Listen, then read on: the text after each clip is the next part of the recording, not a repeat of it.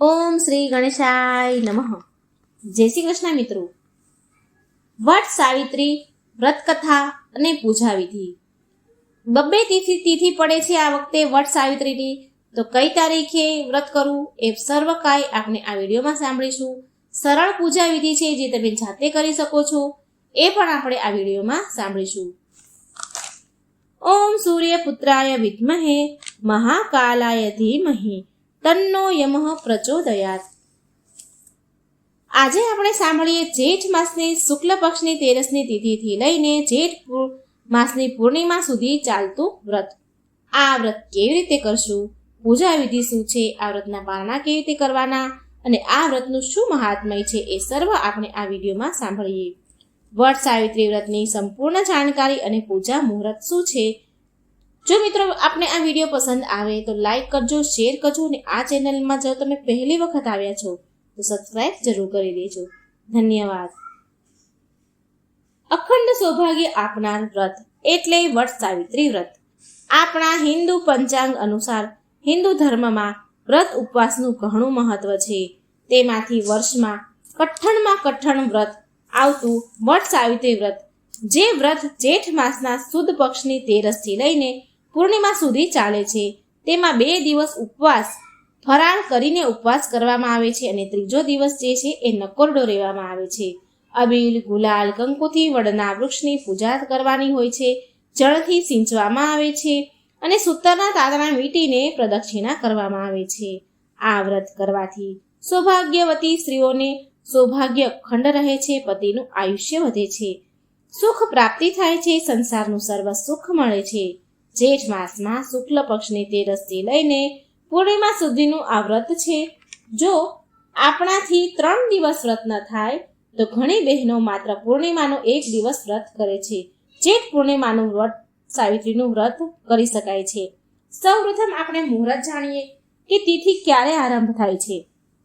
તો જેઠ માસના શુક્લ પક્ષની 13મી તિથિ પ્રારંભ થાય છે તારીખ 8 જૂન 2025 સવારે 7:20 આસપાસ. જે આ તિથિ પૂરી થાય છે 9 જૂન 2025 સવારે લગભગ 9:30 વાગે 9:30 વાગ્યા સુધીની આસપાસ. વટ સાવિત્રી વ્રત તે ઉદયા તિથિ અનુસાર કહેવાય છે.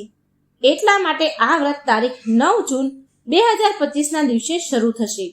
વટ સાવિત્રી વ્રત જે જેઠ માસની પૂર્ણિમાના દિવસે પૂરું થાય છે.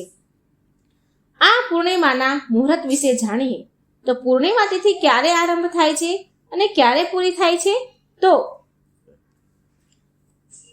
આપણા હિન્દુ પંચાંગ અનુસાર જેઠ માસની તિથિ પ્રારંભ થાય છે તારીખ 10 જૂન 2025 ના દિવસે લગભગ સવારે 11:30 આસપાસ.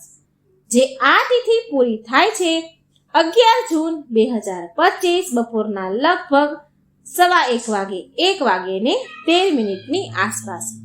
માટે જે પૂર્ણિમા તિથિ કહેવાય છે તો પૂર્ણિમાનું વ્રત 10 જૂન 2025 ના દિવસે રાખવાનું રહેશે. સત્યનારાયણની કથા પણ આજે કરાય છે અને 11 જૂન 2025 જે સૂર્યોદયની તિથિ પ્રમાણે ગણાય છે, એટલા માટે સ્નાનદાન જપનો મહિમા 11 જૂનનો રહેશે.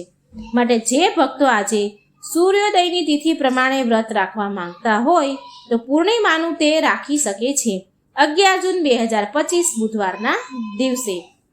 જે તે મંદિરમાં જઈને તમે પૂછી લેજો અને આ પ્રમાણે વ્રતનો આરંભ કરવો.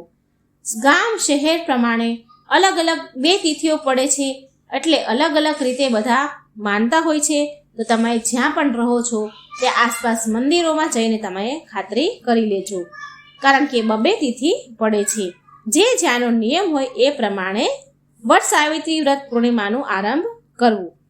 પૂર્ણિમાની તિથિ જે ચંદ્રમાને સમર્પિત છે, ચંદ્ર પૂજાનું મહત્વ ધરાવે છે.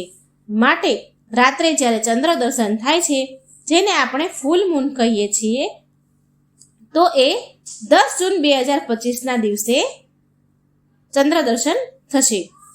આજે 7 વાગ્યાની આસપાસ, સાંજના 7 વાગ્યાની આસપાસ ચંદ્ર દર્શન થશે 10 જૂને. ગામ શહેર પ્રમાણે અલગ અલગ ચંદ્રોદયનો સમય થોડો આગો પાછો હોય છે. તે તમે તમારા ગામ શહેર પ્રમાણે ખાતરી કરી લેજો. સ્નાન દાન જપનો મહિમા. સૂર્યોદય તિથિ પ્રમાણે 11 જૂન 2025ના દિવસે પૂર્ણિમાનું વ્રત રખાશે. જે ભક્તો જે દિવસે પૂર્ણિમાનું વ્રત રાખવા માંગે છે, વટ સાવિત્રીનું વ્રત જે બહેનો કરવા માંગે છે, તે આસપાસના મંદિરોમાં જઈને બ્રાહ્મણોને પૂછી લેવું જોઈએ, જેથી આપણે મૂંઝવણ દૂર થાય કે પૂર્ણિમા અને વટ સાવિત્રીનું વ્રત ક્યારે છે. પૂર્ણિમાનું વ્રત જો 10 જૂને પૂરું કરવાનું હોય તો 8 તારીખે રાખવાનું રહેશે, અને 9 જૂને જે વ્રત રાખે છે બહેનો, એ 11 જૂને આ વ્રત પૂરું કરશે. આમાં આ વટ સાવિત્રીનું વ્રત 3 દિવસનું હોય છે, અને 1 દિવસનું પણ, પૂર્ણિમાના દિવસનું પણ વ્રત થઈ શકે છે. મિત્રો, આ વટ સાવિત્રી વ્રત શ્રી યમરાજાને સમર્પિત છે. આ વ્રત કરવાથી સ્ત્રીઓને અખંડ સૌભાગ્યની પ્રાપ્તિ થાય છે, પતિનું સુખ મળે છે, સંતાનનું સુખ મળે છે, સંસારનું સુખ પ્રાપ્ત થાય છે. આ વ્રત સૌભાગ્યવતી સ્ત્રીઓ માટે છે. આ વ્રત કરવાથી જીવનમાં શક્તિ સંપન્ન થવાય છે, આરોગ્યની પણ પ્રાપ્તિ થાય છે. વટ વૃક્ષમાં ત્રિદેવનો વાસ છે, બ્રહ્મા, વિષ્ણુ અને મહેશ. આ ઉપરાંત વટ વૃક્ષની પૂજાથી સૂર્યદેવ પણ પ્રસન્ન થાય છે, વંશ વૃદ્ધિ થાય છે. એ માટે પણ વડલાના વૃક્ષની પૂજા કરવામાં આવે છે. આપણા ઋષિમુનિઓ વડલાના કે પીપળાના વૃક્ષ નીચે બેસીને તપસ્યા કરતા હતા. એનું કારણ છે કે આ વૃક્ષો ઘણા પવિત્ર છે, અને વડલાનું વૃક્ષ જેમાં લાંબી વડવાઈઓ હોય છે, એવી રીતે યાદશક્તિ પણ વધારે છે, બુદ્ધિ સતર્ક રહે છે, સારું આરોગ્ય મળે છે, અને ચિત્ત એકાગ્ર રહે છે. અને આવા તો ઘણા બધા ફાયદા છે વૃક્ષોના. વટ સાવિત્રી વ્રતના દિવસે સૌભાગ્યવતી સ્ત્રીઓ વહેલા ઉઠીને સ્નાન વગેરેથી પરવારીને શણગાર સજે, વ્રતનો સંકલ્પ લે અને વટ સાવિત્રી વ્રતનું વિધિ વિધાનથી પૂજન કરે. ત્યારબાદ કથા સાંભળે. સાવિત્રીએ તેના પતિના પ્રાણ આજના દિવસે પાછા મેળવ્યા હતા, યમરાજાને પ્રસન્ન કર્યા હતા. જે વિધિના લેખ બદલાયા હતા એવું કહેવાય છે. તે આજનો શુભ દિવસ હતો. એટલા માટે પણ સ્ત્રી પતિના લાંબા આયુષ્ય માટે વડના વૃક્ષની પૂજા કરે છે, જ્યાં સાક્ષાત યમરાજા બિરાજમાન રહે છે. વટ સાવિત્રીના દિવસે વડલાના વૃક્ષની પૂજા કરાય છે, ત્યારે પૂર્ણિમાની તિથિ હાજર હોવી જરૂરી છે. વટ સાવિત્રી વ્રત માસિક ધર્મવાળી બહેનો કરી શકે કે નહીં? તો આનો જવાબ છે હા. માસિક ધર્મમાં હોય એ બહેનો પણ વ્રત રાખી શકે છે, પરંતુ પૂજા નથી કરી શકતી. એનાથી પૂજા ન થઈ શકે. પૂજા આપણા આડોશી પાડોશી કે ઘરનું કોઈ સદસ્ય પૂજા કરી શકે છે, અને પોતે ઉપવાસ કરવો. આ વ્રત ગર્ભવતી મહિલા પણ કરી શકે છે, જો એનાથી વ્રત થઈ શકે તો. માટે પૂજાની સામગ્રી બીજાને આપીને પૂજા કરાવી શકાય છે. એ પછી ઘરનું સદસ્ય હોય, આડોશી પાડોશી હોય, અને જો કોઈ ન હોય તો પછી બ્રાહ્મણી, જે આપણે મંદિરે ગયા હોય ત્યાં બ્રાહ્મણી હોય છે, બ્રાહ્મણી પૂજા કરાવતા હોય તો તેમને પણ પૂજા સામગ્રી આપી અને પૂજા કરાવી શકાય છે. આવી રીતે પણ વ્રત પૂરું કરી શકાય છે. અને એ પૂજા કરાવીને દક્ષિણા જરૂર આપી. અને જો બ્રાહ્મણી ન હોય અને બીજા કોઈ પાસે તમે પૂજા કરાવી રહ્યા છો, તો એને પૂજા કર્યા પછી એને પણ દક્ષિણા જરૂર આપવી, ભલે એ વ્યક્તિ બ્રાહ્મણ હોય કે ન હોય, જેથી આપણને આપણી પૂજાનું ફળ પ્રાપ્ત થાય. આ દિવસે તાંબાના લોટામાં જળ ભરીને કાચું દૂધ ઉમેરીને તેમાં પતાશા નાખીને પીપળાના ઝાડને ચડાવવું જોઈએ. આનાથી અટવાયેલું ધન પ્રાપ્ત થાય છે. વટ સાવિત્રી વ્રતની પૂજા કેવી રીતે કરવી? તો આ દિવસે સ્ત્રીઓ વહેલી ઉઠીને પ્રાતઃકાળે સવારે સ્નાન આદિથી પરવારી અને પીળા કે લાલ રંગના વસ્ત્ર પહેરવા, પછી શણગાર કરે. સૌભાગ્યવતીના જે ચિહ્નો છે, મંગળસૂત્ર છે, સેતો છે, આ બધું જ કરવું. જે સૌભાગ્યવતી સ્ત્રીઓ શણગાર સજે એવો પૂરો શણગાર કરવો. ત્યારબાદ પૂજા સામગ્રી તૈયાર કરવી, થાળી સજાવી લેવી. સામગ્રી શું છે તો એ આપણે પૂજાની વિધિમાં જાણીએ. થાળી સજાવી, સામગ્રી બધી લઈ લેવી. વડલાના વૃક્ષ પાસે જઈને સાવિત્રી અને સત્યવાનની પ્રતિમા સ્થાપિત કરવાની હોય છે. પછી વડના મૂળમાં જળ અર્પણ કરવું. ફૂલ, પુષ્પ, અક્ષત અને પલાળેલા ચણા છે, ગોળ, મીઠાઈ ચડાવવી જોઈએ. જે તમે તમારા શહેર ગામ પ્રમાણે, તમારા કુટુંબ કુળ પ્રમાણે જે રીતે વ્રત કરતા હોય એવી રીતે તમે સામગ્રી લઈ શકો છો. મીઠાઈ, ગોળ, ચણા આ બધું લઈ શકો છો. વડના વૃક્ષ પર સૂતરનો દોરો 7 વાર લપેટવામાં આવે છે, એટલે કે 7 વાર પરિક્રમા કરવામાં આવે છે. ઘણા લોકો 108 પરિક્રમા પણ કરે છે અને ઘણા લોકો જે સૂતરનો જે નાનો દળિયો હોય છે એ પણ પૂરો કરે છે. હવે જે તમારે ત્યાં ચાલતું હોય એ રીતે તમે પૂજા કરજો. હાથમાં ચણા લઈને વટ સાવિત્રી વ્રતની કથા સાંભળવી અથવા વાંચવી. પૂજા સંપન્ન થાય પછી બ્રાહ્મણોને ફળ, વસ્ત્ર, દક્ષિણા અર્પણ કરવા. આ છે વટ સાવિત્રી વ્રતની સંપૂર્ણ સરળ પૂજા વિધિ. આ વ્રતમાં ખાસ કરીને પૂજા સંકલ્પ સવારે જ થાય છે અને એ સંકલ્પ દરમિયાન આપણે જે રીતે વ્રત કરવા માંગતા હોઈએ એ સંકલ્પ કરતી વખતે જરૂર બોલવું જોઈએ. આ રીતે પૂજા કરવી. શહેર, ગામ, કુળ પ્રમાણે તમે જેમ પૂજા કરતા હોય એ રીતે તમે કરી શકો છો. તો હવે પછી આપણે સાંભળીએ વટ સાવિત્રીની વ્રત કથા. અત્યાર સુધી આપણે એનું મહાત્મય, પૂજા વિધિ, સમય, મુહૂર્ત સૌ જાણ્યું. હવે આપણે સાંભળીએ વટ સાવિત્રીની વ્રત કથા. બોલો યમરાજાની જય, સાવિત્રી સત્યવાનની જય. સૌભાગ્ય આપનારી વ્રત કથા છે. પૂરા ધ્યાનથી અને મનથી સાંભળજો. ઓમ યમ દેવતાએ નમો નમઃ. ઓમ ધર્મ દેવતાએ નમો નમઃ. જય સત્યવાન સાવિત્રીની જય. આપણા દેશમાં અશ્વપતિ નામનો એક રાજા હતો. તેને મમતા નામે એક રાણી હતી. રાજા ઘણો પવિત્ર અને દયાળુ હતો. તેના રાજ્યમાં પ્રજા સર્વ વાતે સુખી હતી. રાજા ઉપર પ્રજાનો પ્રેમ હતો એટલે તેને કોઈ વાતે દુઃખ ન હતું. માત્ર તેને સંતાનની ખોટ હતી. નારદજીના કહેવાથી રાજા રાણીએ બ્રહ્માજીનું વ્રત કર્યું. પરમ શક્તિ ગાયત્રી રૂપ એટલે કે સાવિત્રીનું વ્રત કરવા લાગ્યા. દેવી માં ગાયત્રી રાજા રાણીની ભક્તિથી પ્રસન્ન થયા અને બોલ્યા, હે રાજન, હું તમારી ભક્તિથી અતિ પ્રસન્ન થઈ છું. જે માંગવું હોય તે વરદાન માંગો. રાજા બોલ્યા, દેવી માં ગાયત્રી, મારે સર્વ પ્રકારે સુખ છે પણ સંતાનની ખોટ છે. મારે એક સંતાન જોઈએ છીએ. વાંજ્યા મેણું ભાંગોમાં એવી મારી ઈચ્છા છે. માં ગાયત્રીએ કહ્યું, તમારે ત્યાં એક ભાગ્યશાળી પુત્રીનો જન્મ થશે અને એ પુત્રીથી તમારા કુળનો ઉદ્ધાર થશે. આમ કહી સાવિત્રીમાં અંતર્ધ્યાન થઈ ગયા. થોડા દિવસોમાં રાણીને ચડતા દિવસ થયા. 9 મહિના પછી એક રૂપ કન્યાનો જન્મ થયો. માતા ગાયત્રીનું નામ સાવિત્રી હોવાથી રાજાએ કન્યાનું નામ સાવિત્રી રાખ્યું. સાવિત્રી બીજના ચંદ્રમાની જેમ દિવસે ને દિવસે વધવા લાગી. સાવિત્રીને સમજણી થતા જોઈને રાજા અશ્વપતિને ચિંતા થવા લાગી. સાવિત્રીનું રૂપ જોઈને તો દેવો પણ શરમાવા લાગ્યા. તો મનુષ્યની સી વાત થાય. કોઈ પણ રાજા સાવિત્રીનું માંગુ કરવાનું સાહસ કરતો નહીં અને રાજાની ચિંતા વધતી જાય છે. એકવાર રાજાએ સાવિત્રીને કહ્યું, બેટા, તું હવે લગ્ન લાયક થઈ ગઈ છો. હજી સુધી કોઈ રાજાએ તારું માંગુ કર્યું નથી. તો તું તારી મેળે કોઈ સદગુણી બળવાન વરની શોધ કર. રાજાએ જોઈતી બધી પૂરતી વસ્તુ સામગ્રી એ આપી સાવિત્રીને અને સ્વયંવર માટે વિદાય કરી. રાજા અશ્વપતિ મંત્રીઓ સાથે સભામાં વાતચીત કરી રહ્યા હતા.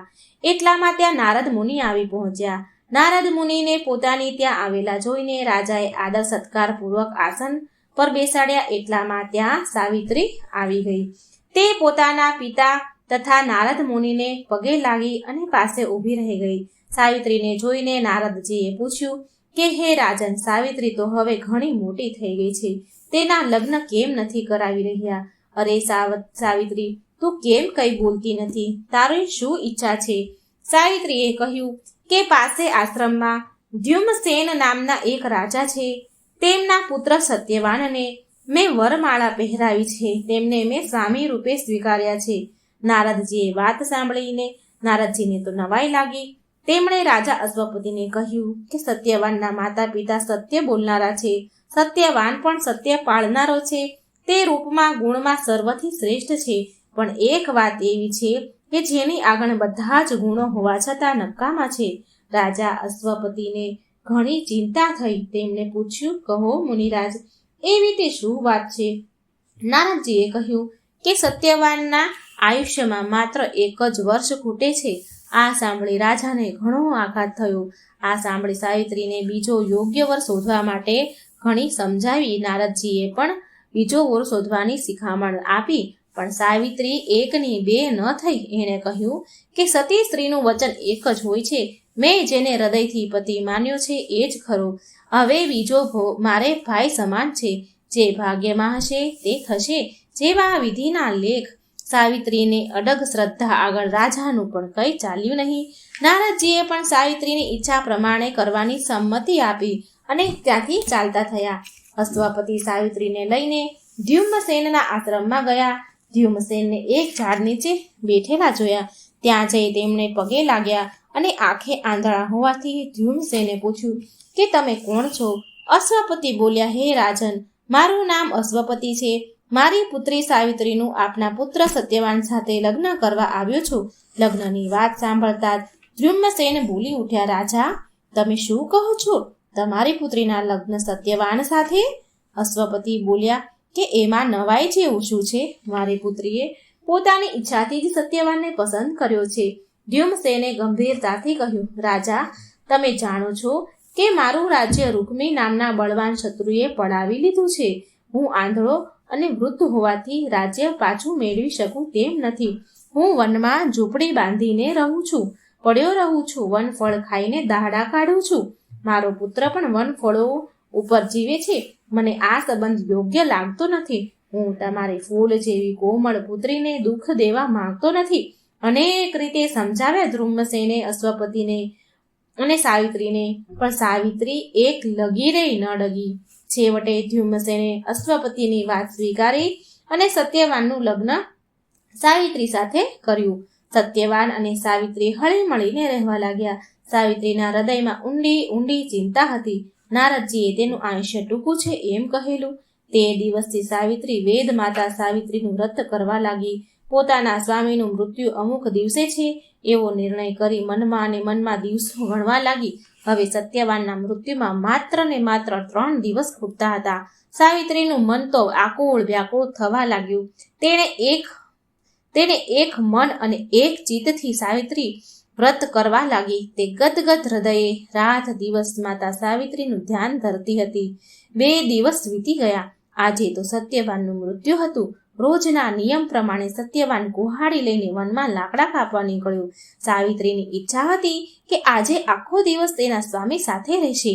એને કહ્યું, નાથ, આજે 1 વર્ષ થઈ ગયું છે, છતાંય તમે કોઈ દિવસ મને વન બતાવવા લઈ ગયા નથી. આજે મારે વન જોવાની ઈચ્છા છે.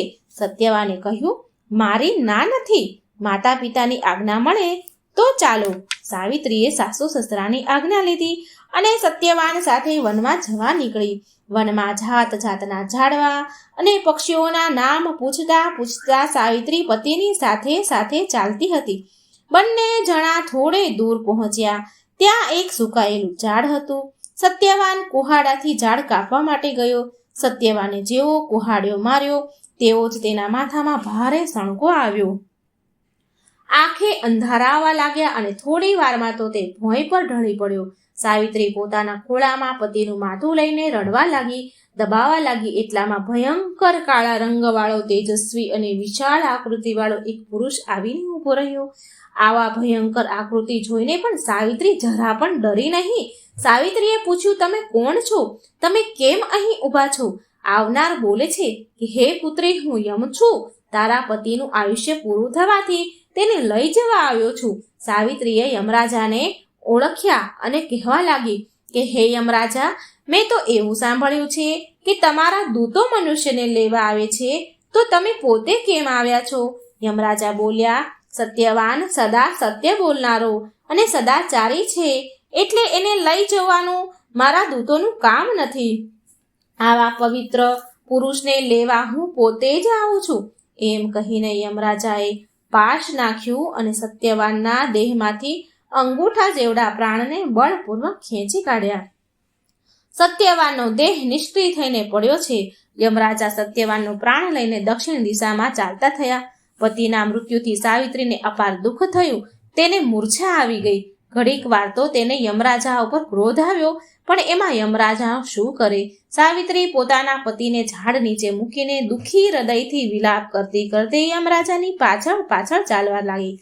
સાવિત્રીને પાછળ પાછળ ચાલતી જોઈને યમરાજા બોલવા લાગ્યા, હે સાવિત્રી, હવે પાછળ પાછળ આવું નકામું છે. અહીં આગળ મનુષ્યની સીમા પૂરી થાય છે. તું અહીંથી આગળ આવી શકીશ નહીં, માટે પાછી વળ. વિધિના લેખ મિથ્યા થતા નથી, માટે શોક કરવો નકામો છે. જા, પાછી જા. અને તારા પતિના અંતિમ સંસ્કારની ક્રિયા કર. સાવિત્રી ધીરજપૂર્વક બોલી, મારી શ્રદ્ધા અને નિશ્ચય અડગ છે કે જ્યાં જ્યાં મારા પતિ જાય ત્યાં ત્યાં મારે સાથે જવું. હું સાથે જ રહીશ. તમે કહો છો કે મનુષ્યની સીમા અહીં પૂરી થાય છે, પણ મારા પતિવ્રત ધર્મના બળે, ગુરુ ભક્ત બળે, મારા વ્રતના બળે અને તમારા કૃપાના બળે મારી ગતિને કોઈ અટકાવી શકે તેમ નથી. હે દેવ, 7 પગલાં સાથે ચાલવાથી મિત્રતાનો અધિકાર મળે છે. હું તમારી સાથે 7 પગલાં ચાલી છું, એટલે તમને મિત્ર ભાવે પૂછું છું. મિત્ર ભાવે હું તમને પૂછી રહી છું કે જ્ઞાની પુરુષો મન, ધર્મ અને વચન પાળવાની શિખામણ આપે છે અને કહે છે કે જગતમાં ધર્મ જ મનુષ્યનો ઉદ્ધાર કરે છે. પછી તમે મારો પતિવ્રત ધર્મ પાળવાથી મને શા માટે અટકાવો છો? યમરાજા બોલ્યા કે હે સાવિત્રી, તારા મધુર વચનો અને સત્ય વચનોથી હું પ્રસન્ન થયો છું. તારા પતિના જીવન વિના તારે જે વરદાન માંગવું હોય તે માંગ. સાવિત્રી બોલી કે મારા સસરાનો અંધાપો દૂર થાય અને તેને સૂર્ય જેવા પ્રતાપી નેત્ર મળે તેવું વરદાન આપો. યમરાજા કહે છે, સાવિત્રી, બહુ ચાલવાથી થાક લાગશે, તું પાછી વળી જા. તારા કહ્યા પ્રમાણે તારા સસરાને નેત્રો મળશે. સાવિત્રી બોલી કે પતિની સાથે સાથે ચાલવાથી થાક શાનો? જ્યાં પોતાનો પતિ જાય ત્યાં જ જવું એ પ્રત્યેક નારીનો ધર્મ છે. હે યમરાજા, સત્પુરુષનો સત્સંગ કોઈ દિવસ નકામો જતો નથી. શું તમારો સત્સંગ નકામો જશે ખરી? નહીં જાય. યમરાજા કહે છે કે તે મને નમ્રતાપૂર્વક ચતુરાઈથી મારો ધર્મ સમજાવ્યો છે. તારી ચતુરાઈ અને નમ્રતાથી હું મુગ્ધ થયો છું કે તું તારા પતિના જીવન વિના તારે જે માંગવું હોય વરદાન તે તું માંગી લે, તું ફરી માંગી લે. સાવિત્રી બોલી કે યમરાજા, મારા સસરાનું ગયેલું રાજ્ય મને પાછું મળે અને મારા પતિ અને તમારા ધર્મને લીધે મારો ત્યાગ ન કરે એવું વરદાન આપો. યમરાજા બોલ્યા કે ધ્યુમ્નસેનને ગયેલું રાજ્ય પાછું મળશે અને તારો પતિ પોતાનો ધર્મ પાળશે. હવે તું પાછી જા. સાવિત્રી બોલી કે હે યમરાજા, તમે સર્વને નિયમમાં રાખો છો એટલે તમારું નામ યમ છે. સર્વ પ્રાણીઓ પર દયા રાખવી અને શરણે આવેલાની રક્ષા કરવી એ માનવીનો પરમ ધર્મ છે.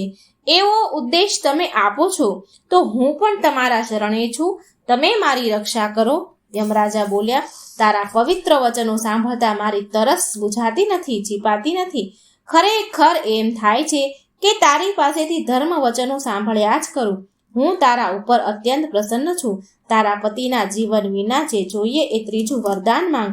સાવિત્રી બોલી કે હે યમરાજા, મારા માતા પિતાને પુત્ર નથી તો તેમને 100 પુત્ર થાય એવું એમનો વંશ ચાલુ રહે, આગળ વધે તેવું તમે વરદાન આપો. યમરાજા કહે છે કે જા, તારા માતા પિતાને 100 પ્રતાપી પુત્ર થશે.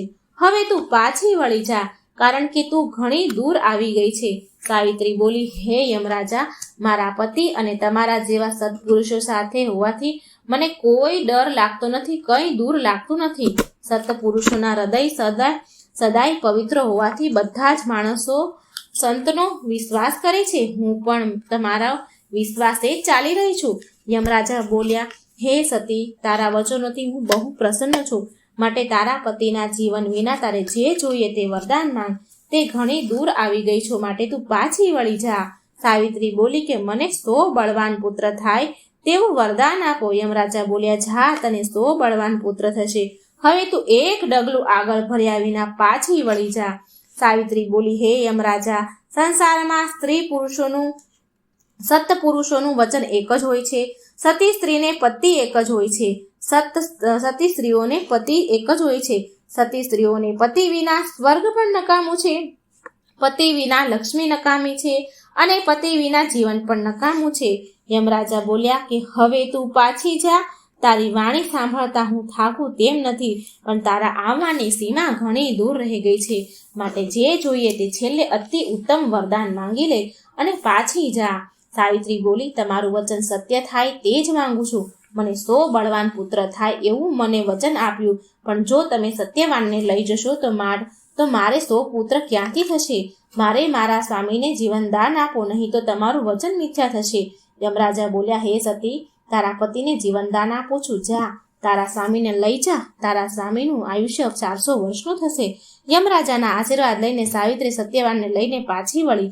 જે વડના પવિત્ર વૃક્ષ નીચે પોતાના સ્વામીનો દેહ તાગ્યો હતો, દેહ હતો ત્યાં તે આવી સત્યવાનનું માથું તેણે ખોળામાં લીધું અને થોડી જ વારમાં સત્યવાન જાગી ઉઠ્યો, આળસ મરડીને બેઠો થયો. તે જોઈને સાવિત્રીનું હૃદય આનંદથી ઝૂમી ઉઠ્યું. સત્યવાને કહ્યું કે હે પ્રિય, આજે તો મેં એક સપનું જોયું, તેમાં મેં તારો અને યમરાજાનો સંવાદ જોયો. એટલે સાવિત્રીએ બધી વાત કહી સંભળાવી અને કહ્યું, સ્વામી, તમારું સપન એ સાચું હતું. અહીં સત્યવાનના પિતાએ દોડ કરી મૂકી, કારણ કે બહુ વાર થઈ ગઈ તો ઘરે પહોંચ્યા નહીં, અને એને દોડ કરી મૂકી અને વિચાર કરવા લાગ્યા કે હજી સત્યવાનને સાવિત્રી ઘરે કેમ ન આવ્યા. એણે ચારેય દિશાઓ ખંખોળી નાખી, પણ આ શું? અચાનક તેમના આંધળા નેત્ર ઉઘડી ગયા અને દેખવા લાગ્યા, અને તેમના આશ્ચર્યનો પાર ન રહ્યો. આંખો મળી ગઈ, જોવા લાગ્યા એટલે તેમને પુત્ર અને પુત્રવધૂને જોવાની આતુરતા વધી. થોડી વારમાં સત્યવાન અને સાવિત્રી આવી ગયા અને માતા પિતાને પગે લાગ્યા. ધ્યુમસેનને હવે શાંતિ થઈ.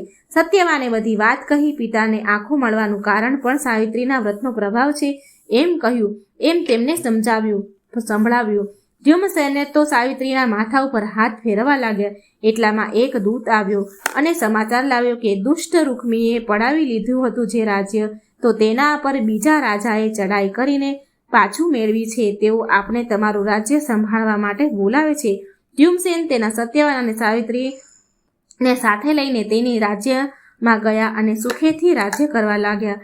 ગાયત્રી માની કૃપાથી થોડા દિવસ પછી સાવિત્રીના પિતાને માતાને 100 બળવાન પુત્ર થયા અને સાવિત્રી પણ 100 પુત્રની માતા થઈ.